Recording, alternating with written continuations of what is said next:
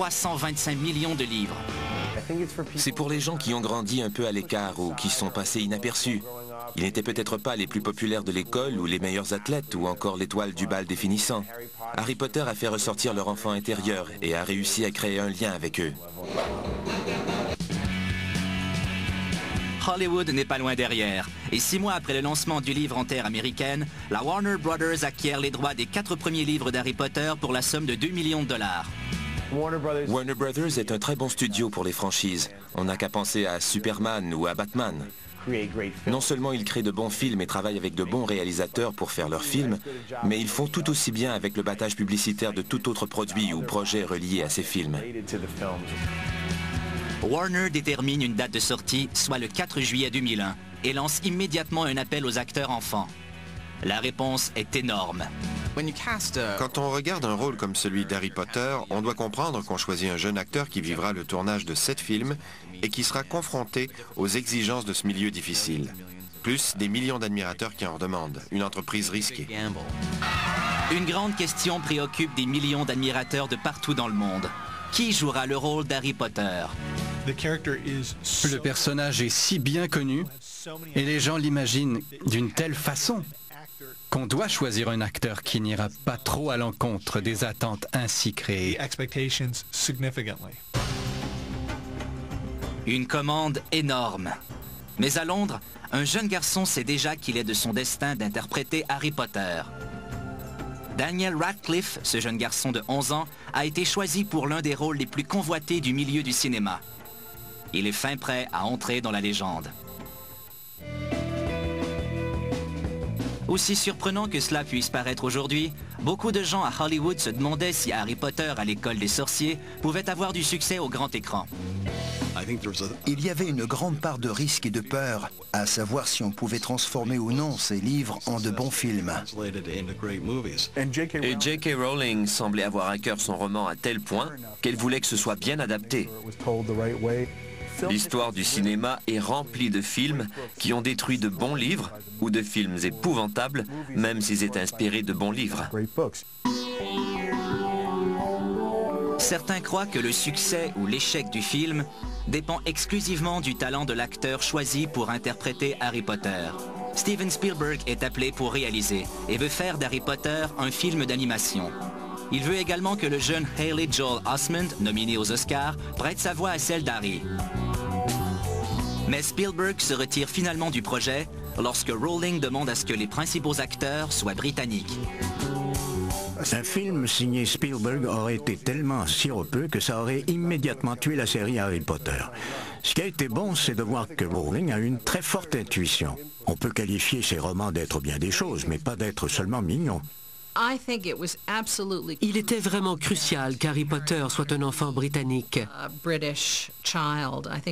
J.K. Rowling a eu raison à propos de ça.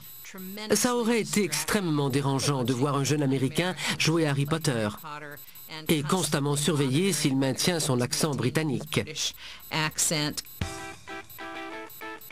Dès le départ de Spielberg, on dit de Rowling qu'elle a un faible pour Terry Gilliam, dont l'imagination délirante s'est affichée dans des films tels que Les aventures du baron Munchausen et Brasil. J'aurais aimé que Gilliam réalise l'un des Harry Potter parce que c'est un vrai génie. Et on se demande ce qu'il aurait pu voir dans ses livres que personne d'autre n'avait vu. Il est quelque chose. Gilliam est un réalisateur dangereux parce qu'il travaille avec des émotions extrêmes et avec des idées visuelles qu'il pousse à l'extrême dans ses films. Le 28 mars 2000, Warner choisit Chris Columbus pour réaliser le film. Il a fait d'autres films pour la famille, dont Maman, j'ai raté l'avion, et c'est la raison qui motive leur décision. Quand Chris Columbus a d'abord été choisi, plusieurs admirateurs d'Harry Potter se sont grandement inquiétés. Ça les préoccupait parce qu'ils avaient beaucoup aimé le livre. Plusieurs d'entre eux doutaient de la capacité de Chris à reproduire l'univers du livre sans que ça a l'air trop enfantin à l'écran. Alors Chris a travaillé sous pression pour ce premier film. L'avenir de toute la franchise était en jeu. Le processus pour choisir les acteurs de ce premier film d'Harry Potter a pris des proportions énormes. Environ 40 000 enfants ont été vus pour les 3 rôles principaux.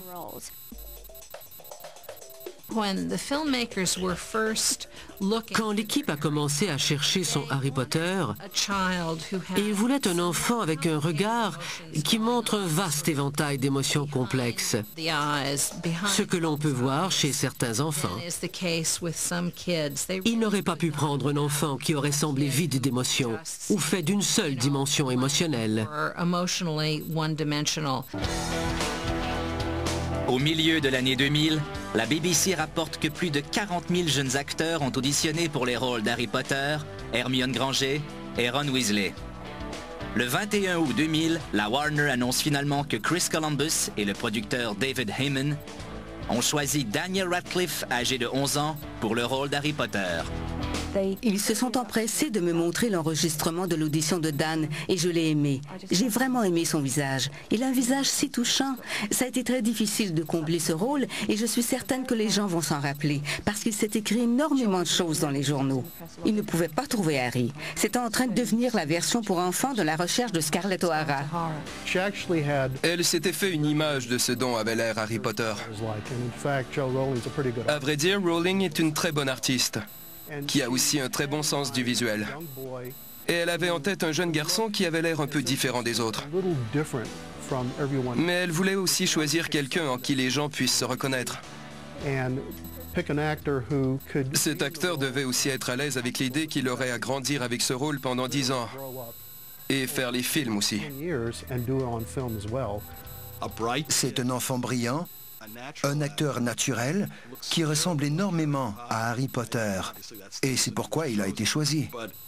Je l'ai vu grandir tout au long des films et je vois qu'il est bon acteur.